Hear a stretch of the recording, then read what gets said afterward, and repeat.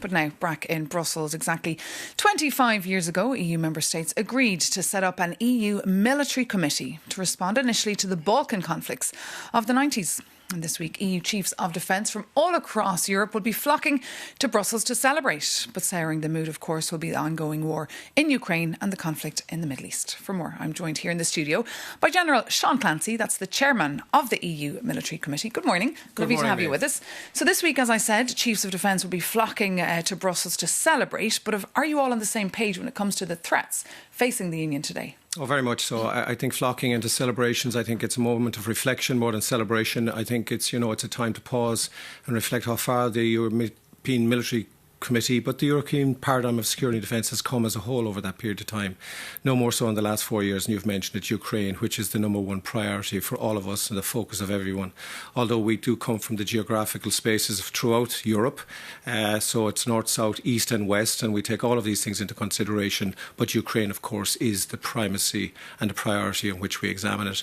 And this week, of course, with the Chiefs of Defence, we will be looking at shaping the challenges that influence all of us.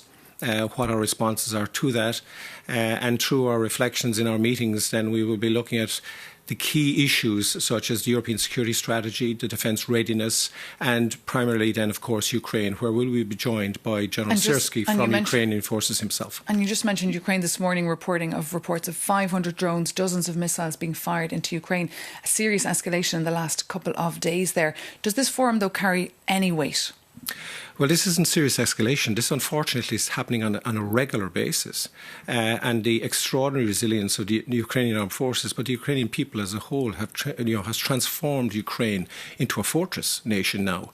And Ukraine, from a European point of view, is integral to the future security of Europe. So this isn't just beneficiaries of European charity. This is strategic initiative and imperative for Europe. But can the EU ever transition to this military powerhouse? The EU doesn't have to transition to a military powerhouse. Let's be very clear. The defence and deterrence of the Euro-Atlantic area, the responsibility for this lies with NATO.